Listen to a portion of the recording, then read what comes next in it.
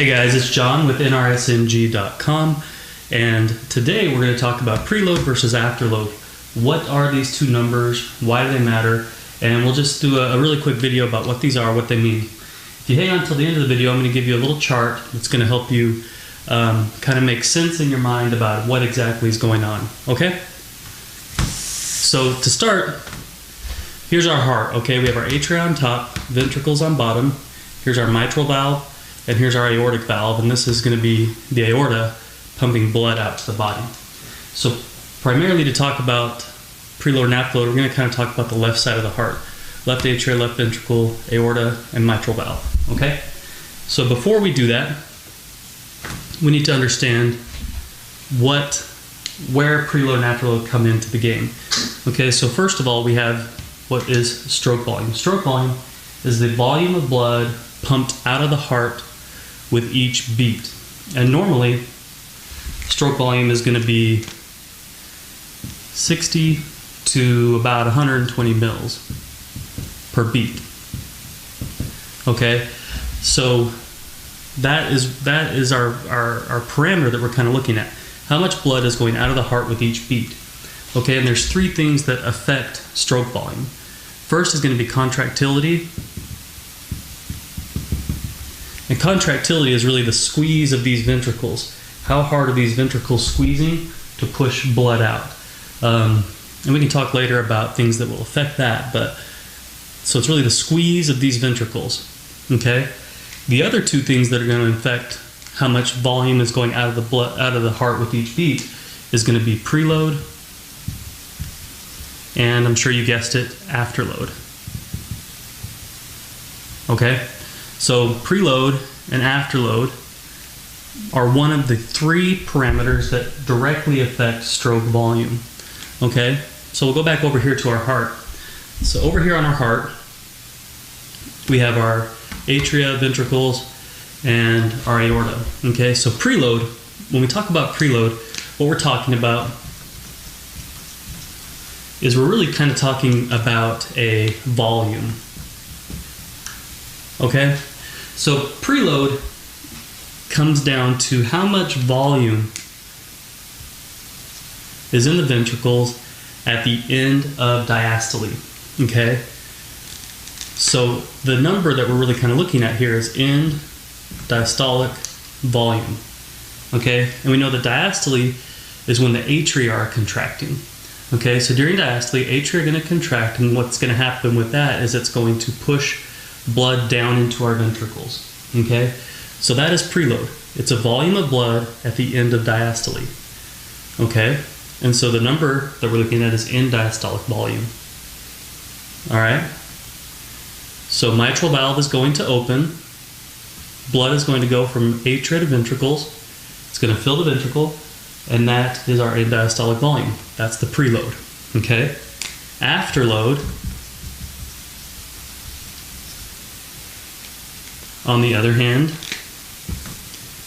is a pressure. Okay, so once diastole is completed,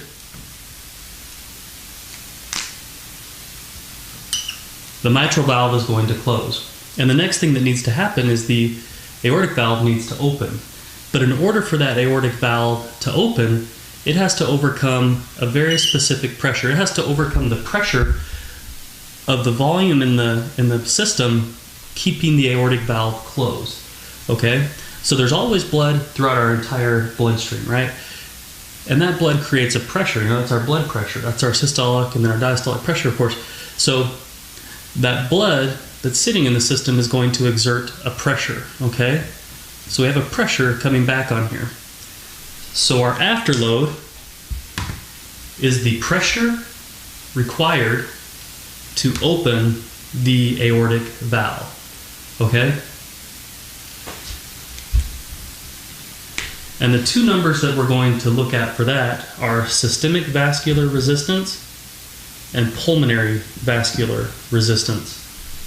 Okay? So with systemic vascular resistance, what we're looking at is the resistance, the pressure of the systemic circulation that it's pushing back against this aortic valve. So in order for blood to get out of the ventricles, it has to open this aortic valve. But in order for that to happen, the pressure in your left ventricle has to be greater than the pressure distal to the aortic valve. So that is your systemic vascular resistance. Pulmonary vascular resistance is referring to the pressure required over here in the right ventricle to open the pulmonic valve. Okay. So that's really it. That's preload versus afterload. Preload equals pressure. Afterload, I'm sorry, I just messed that up. Preload equals volume. Afterload equals pressure. All right, preload is the volume. In diastolic volume, the volume in the ventricles at the end of diastole. Afterload is the pressure required to open these valves and get the blood out of the ventricles. Okay, so that's the really short video for this. We're going to get into more things that we can do to directly affect these numbers, or preload or afterload, and our contractility, and how we can affect those. If a patient has a low systemic vascular resistance, what are we going to do to bring that up? If a patient has a low preload or a low end diastolic volume, how are we going to increase that, or how can we decrease it? So we'll talk about different disorders that might cause these numbers to be altered and what we can do to fix that. But in the meantime, if you head over to nrsng.com/hemodynamics, you can get a free download, a little chart that has all of this graphed out, including heart rate, cardiac output, cardiac index, and different numbers that we can, and how we can manipulate high or low values. So that's nrsng.com/hemodynamics. All right, so I really appreciate you checking out this video. I hope that helps make sense. Preload volume, afterload pressure, and kind of what those numbers mean. That's really all you have to remember, basically, for NCLEX, for nursing exams, what these are, and then we'll get more into what normal values are and how to adjust those later on. All right, so I hope you have a great day. Visit nrsng.com/hemodynamics and you can get that free chart. Thank you.